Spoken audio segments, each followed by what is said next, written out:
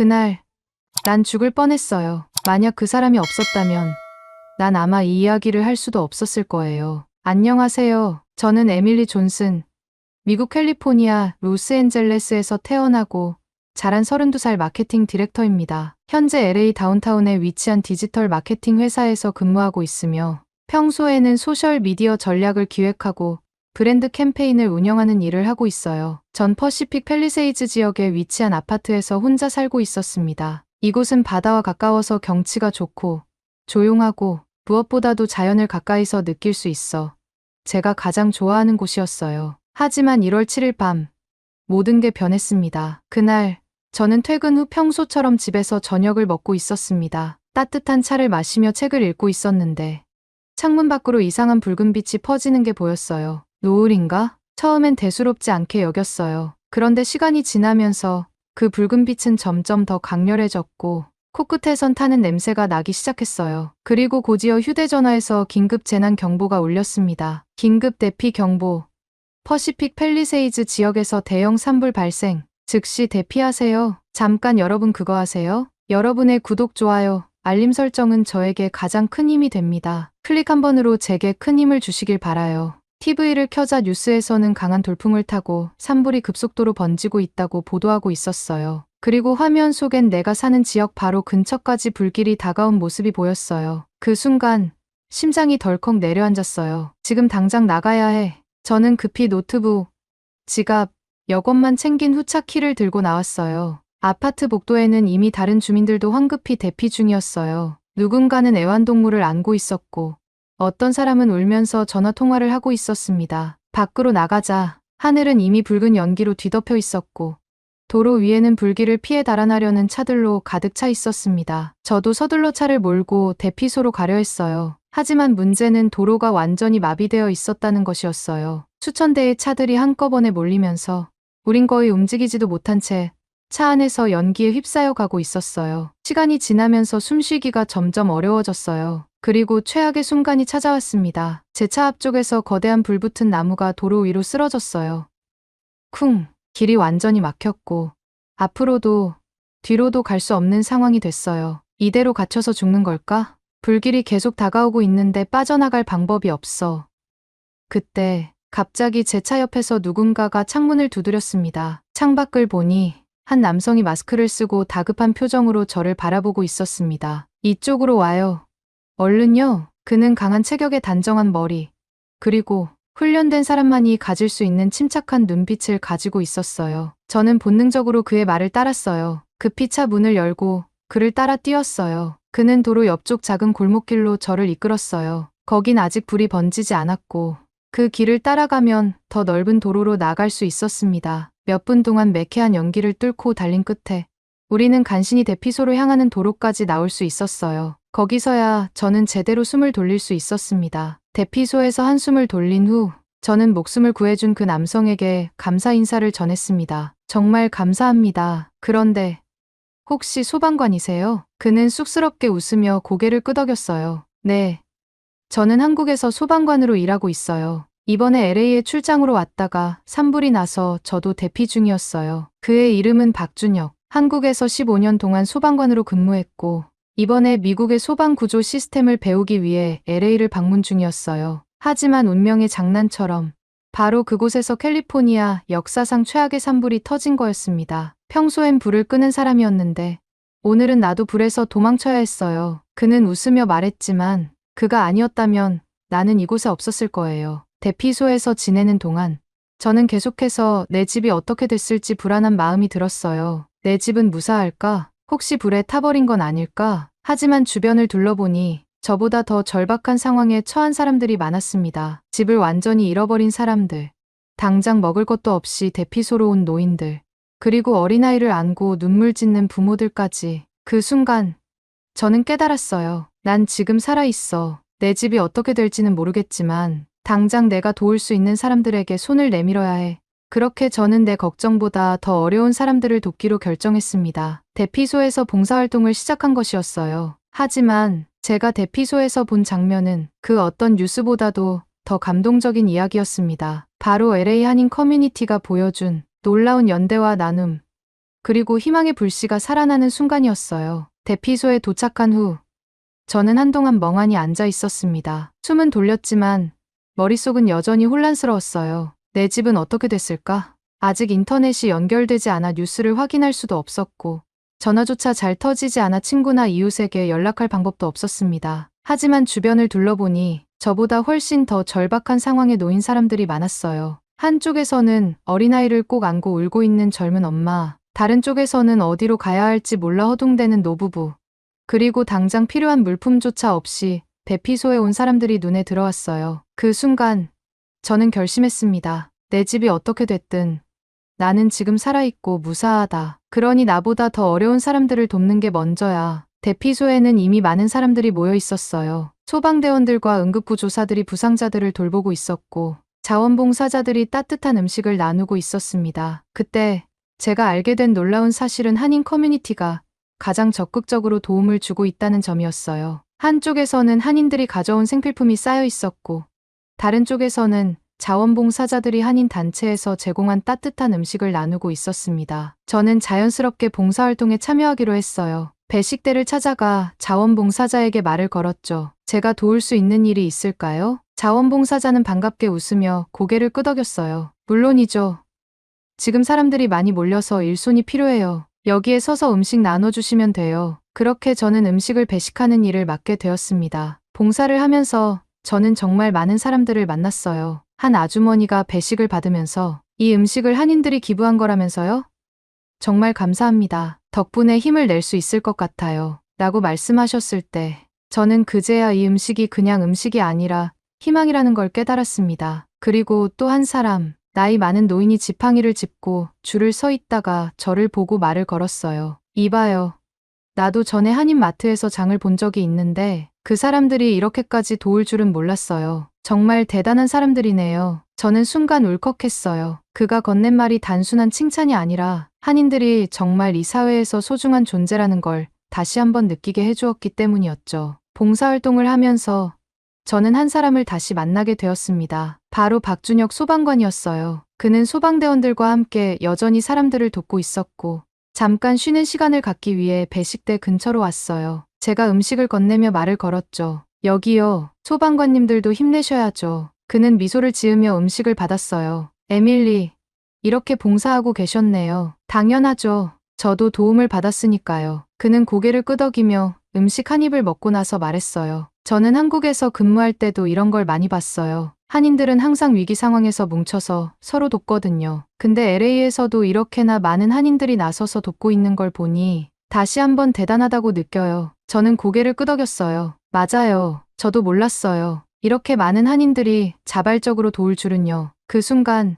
저는 한인 커뮤니티의 힘을 진정으로 깨닫게 되었습니다. 그들은 자신이 피해를 입었음에도 불구하고 더 어려운 사람들을 돕기 위해 나서는 사람들이었어요. 그날 밤 봉사가 끝나고 저는 대피소 밖으로 나왔어요. 밤하늘을 올려다보니 여전히 멀리서 불길이 타오르는 붉은 빛이 보였어요. 저 불길이 꺼지면 나는 다시 집으로 돌아갈 수 있을까? 두려운 마음이 밀려왔어요. 제 집이 아직 멀쩡할지 아니면 이미 불길에 휩싸였을지 알 수 없었으니까요. 하지만 다시 생각했어요. 지금 내가 할 수 있는 건 걱정하는 게 아니라 더 많은 사람들을 돕는 거야. 그렇게 저는 그 다음 날도 봉사활동을 계속하기로 했습니다. 그리고 그 과정에서 저는 더 많은 이야기를 듣게 되었어요. 다음 날 한 노인이 제게 와서 작은 종이봉투를 건넸어요.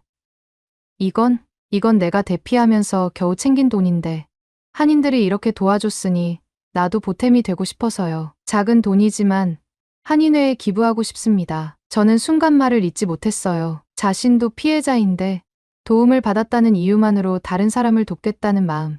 그것이 바로 한 사람이 또 다른 사람에게 희망을 전하는 방식이었어요. 그리고 또 한 가지, 파리 바게뜨에서 소방관들에게 무료로 샌드위치와 페이스트리를 제공하고 있다는 소식을 들었어요. 그 가게 주인은 말했습니다. 우리가 할 수 있는 건 이 정도뿐이에요. 하지만 소방관들이 힘을 내야 우리가 다시 일상을 찾을 수 있잖아요. 소방관들에게 빵과 커피를 나눠주는 작은 행동이 그들에게는 얼마나 큰 힘이 될지 그는 알고 있었던 거예요. 봉사를 하면서 저는 한 가지 확신하게 되었습니다. 불길은 집을 태울 수 있지만 사람들의 따뜻한 마음까지 태울 순 없다. 그리고 이 한인 커뮤니티의 연대는 그 어떤 화재보다도 더 강한 불씨로 타오르고 있었어요. 저는 이제 걱정하지 않기로 했어요. 집이 남아있든 사라졌든 이곳에서 나는 더 중요한 걸 배우고 있었으니까요. 그리고 저는 앞으로도 계속 희망을 나누는 사람이 되기로 결심했습니다. 대피소에서 지내는 동안 저는 매일같이 산불이 언제쯤 꺼질지 뉴스를 확인했습니다. 하지만 상황은 점점 더 심각해지고 있었어요. 소방당국은 강풍 예보로 인해 불길이 다시 거세질 위험이 크다고 경고했고,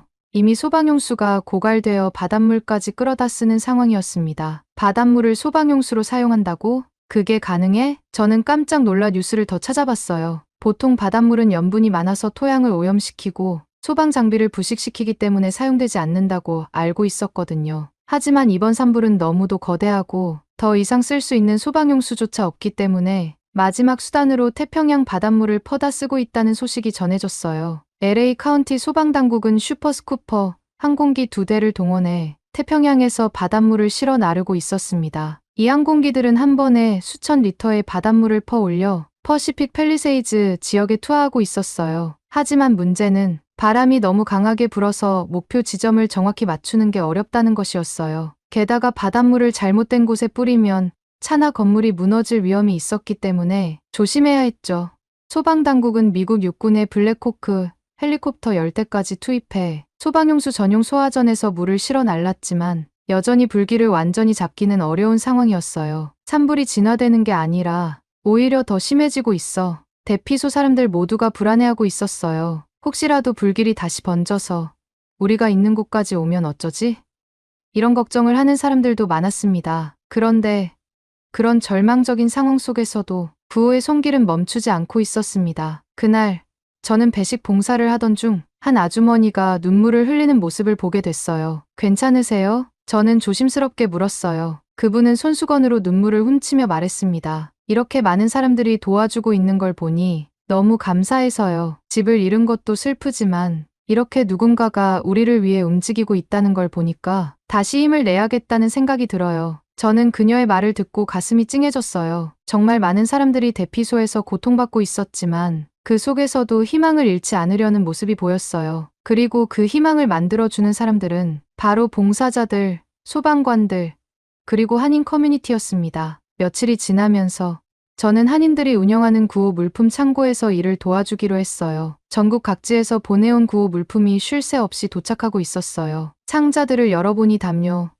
통조림, 생수, 즉석밥, 컵라면, 믹스커피 등 대피소에서 꼭 필요한 생필품들이 가득했어요. 그 중에서도 믹스커피와 컵라면은 대피소에서 가장 중요한 물품 중 하나였어요. 컵라면은 뜨거운 물만 있으면 한 끼를 해결할 수 있어 간편했고 무엇보다 따뜻한 음식을 먹을 수 있다는 것 자체가 큰 위로가 되었어요. 믹스커피도 마찬가지였어요. 뜨거운 커피 한 잔이 지친 사람들에게 잠시나마 여유를 주었고 무엇보다 소방관들과 자원봉사자들에게 없어서는 안 될 필수품이었어요. 구호 물품이 도착한 날, 봉사자들이 컵라면에 뜨거운 물을 붓기 시작했어요. 얼마 지나지 않아 대피소 안에 따뜻한 국물 냄새가 퍼지기 시작했어요. 그동안 차가운 간식이나 빵으로만 허기를 채웠던 이재민들은 김이 모락모락 나는 컵라면을 보자마자 얼굴에 환한 미소를 지었어요. 한 노부부가 컵라면을 받아들고 조용히 말했어요. 이게 뭐라고 이렇게 눈물이 나는지 모르겠어요. 며칠 동안 제대로 된 따뜻한 음식을 못 먹었는데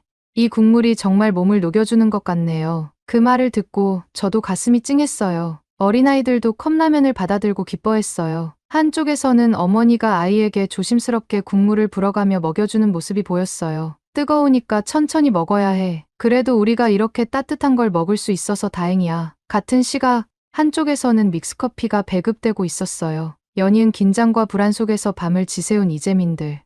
그리고 한숨 돌릴 틈 없이 진화 작업을 이어가던 소방관들에게 뜨거운 믹스커피 한 잔은 말로 표현할 수 없는 위안이 되었어요. 한 중년 남성이 커피를 한 모금 마시더니 깊은 숨을 내쉬며 말했어요. 이 향이 이렇게 따뜻하게 느껴질 줄 몰랐네요. 집에서도 매일 마시던 커피였는데 오늘은 유난히 더 감동적입니다. 소방관들도 감사 인사를 전했어요. 정말 감사합니다. 계속 현장에서 싸우다 보면 온몸이 지치는데 이렇게 따뜻한 커피 한 잔이 있으면 그래도 다시 힘을 낼 수 있어요. 봉사자들은 미소를 지으며 커피를 나눠주었고 대피소 안은 잠시나마 따뜻한 온기로 가득 차올랐어요. 컵라면 한 그릇, 믹스커피 한 잔, 평소라면 그냥 지나칠 수도 있는 사소한 것들이 이곳에서는 희망이 되고 위로가 되고 용기가 되었습니다. 비록 불길은 아직도 잡히지 않았지만 이 작은 온기들이 사람들을 지켜주고 있었어요. 저는 이 모습을 보며 다시 한번 깨달았어요. 우리가 함께하는 한 어떤 어려움도 버틸 수 있어. 소방당국이 밤낮 없이 사투를 벌이며 불길을 잡아가고 있었지만 산불은 여전히 완전히 진화되지 않았습니다. 강풍이 불어올 때마다 작은 불씨가 되살아나고 있었고 소방용수 부족으로 인해 바닷물까지 끌어다 쓰는 상황이었어요. 불길이 잡혀가는 듯하다가도 다시 살아나는 현상이 반복되면서 진화율은 생각보다 빠르게 오르지 않았습니다. 뉴스에서는 여전히 산불 관련 속보가 계속 나오고 있었고 대피소 사람들은 매일 아침마다 오늘은 불이 더 번졌는지 얼마나 잡혔는지부터 확인했어요. 그런데 상황이 길어지면서 또 다른 문제가 발생했습니다. 바로 산불 피해를 틈탄 범죄자들이 기승을 부리기 시작한 것이었어요. 산불 피해 주민들을 울리는 것은 불길만이 아니었습니다. 어느 날 저녁 뉴스에서 충격적인 보도가 나왔어요. 손이 묶인 소방관 차림의 이 남성들. 하지만 이들은 진짜 소방관이 아닙니다. 소방관을 사칭해 피해 주민들의 집을 털려다 덜미를 잡힌 것입니다. 이 말을 듣는 순간 저는 믿기지 않았어요. 지금 모두가 힘을 합쳐 이 위기를 극복하려 하는데 그 틈을 타 범죄를 저지르는 사람들이 있다는 게 너무 화가 났어요. 실제로 LA 일대에서 산불 이후 강도와 약탈 등의 혐의로 최소 97명이 체포되었어요. 경찰은 산불 피해 지역에서 소방관을 사칭한 도둑들이 피해자들의 집에 침입해 귀중품을 훔치는 사례가 늘고 있다고 경고했어요. 하지만 범죄는 여기서 끝이 아니었어요. 갈 곳 없는 이재민들에게 악덕 부동산 업자들이 바가지를 씌우기 시작한 것이었습니다. 일부 사람들이 임대하는 방이나 주택의 가격을 100%, 200%, 심지어 300%까지 올린 사례를 확인했습니다. 집을 잃고 갈 곳 없는 피해자들은 절망에 빠졌어요. 부동산 중개인들은 집을 찾는 사람이 많아 원래 가격보다 더 높은 금액을 제시해야 입주할 수 있다며 대놓고 가격을 올리고 있었어요. 부동산 중개인들이 더 높은 임대료를 제시할 의향이 없다면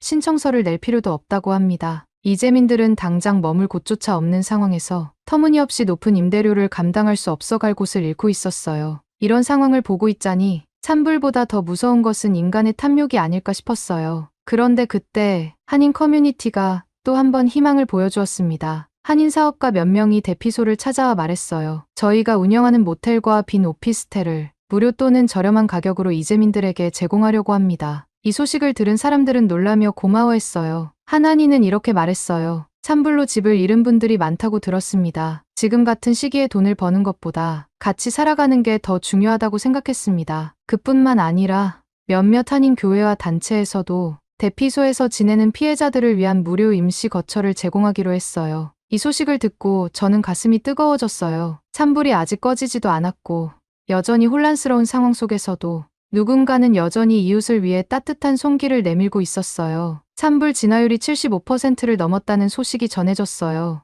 이제 조금만 더 버티면 불길이 완전히 잡힐 수 있을 거라는 희망이 보이기 시작했어요. 하지만 저는 여전히 내 집이 남아있을지 장담할 수 없는 상황이었어요. 그래도 저는 더 이상 불안과 걱정 속에 갇혀 있기보다 지금 내가 할 수 있는 일을 찾기로 했습니다. 대피소에서는 여전히 도움의 손길이 필요했고 구호 물품이 도착할 때마다 사람들이 한마음으로 움직이는 모습을 볼 수 있었어요. 그런데 그 와중에 저는 한 낯익은 얼굴을 다시 만나게 됐습니다. 바로 박준혁 소방관이었어요. 그는 며칠 동안 화재 현장에서 진화 작업을 하다가 잠시 대피소로 돌아온 상태였어요. 그의 얼굴에는 피로가 가득했지만 여전히 눈빛만큼은 흔들림이 없었어요. 준혁 씨, 무사하셨네요. 제가 반갑게 인사하자 그는 피곤한 얼굴로 웃으며 고개를 끄덕였어요. 네, 다행이요. 그래도 아직 불길이 완전히 잡힌 게 아니라 긴장을 늦출 수가 없습니다. 그는 말하면서도 곧 다시 현장으로 돌아갈 준비를 하고 있었어요. 소방관님들도 힘드실 텐데 잠깐이라도 쉬세요. 제가 건넨 따뜻한 믹스커피를 받아들면서도 그는 주변을 둘러보며 말했어요. 이렇게 많은 사람들이 서로 돕고 있는 걸 보니까 다시 힘이 나네요. 그는 잠시 뜸을 들이다가 이렇게 덧붙였어요. 에밀리, 불길은 도시를 태울 수 있어도 사람들의 희망까지 태울 수는 없어요. 그 말을 듣고 저는 고개를 끄덕였어요. 맞아요. 저도 그렇게 믿어요. 산불이 언제 완전히 꺼질지는 알 수 없었어요. 하지만 저는 두려워하지 않기로 했어요. 대신 지금 이 순간에도 서로를 돕는 사람들과 함께하겠다고 결심했습니다. 저는 다시 한인회로 향했어요. 저도 도울 수 있을까요? 한인의 관계자는 저를 보며 따뜻하게 미소 지었어요. 그럼요. 함께 힘을 모으면 우리가 이겨낼 수 있어요. 그렇게 저는 아직 끝나지 않은 불길 속에서도 희망을 선택하기로 했습니다. 찬불은 여전히 완전히 잡히지 않았고 도시는 깊은 상처를 입었어요. 하지만 저는 이 재난 속에서 한 가지 확실한 것을 배웠어요. 불은 도시를 태울 수 있지만 사람들의 따뜻한 마음까지 태울 수는 없다는 거요. 우리는 여전히 서로를 돕고 있고 끝까지 함께 할 것입니다. 그리고 저는 이 경험을 절대 잊지 않을 것입니다. 불꽃 하나가 도시를 태울 수 있다면 희망 하나가 새로운 도시를 만들 수도 있으니까요. 오늘의 이야기는 여기까지입니다. 오늘의 사연이 마음에 드셨다면 구독, 좋아요 부탁드리겠습니다. 소중한 시간 긴 이야기 끝까지 들어주셔서 진심으로 감사합니다. 앞으로도 더 좋은 사연으로 여러분을 찾아오겠습니다. 시청해 주셔서 감사합니다.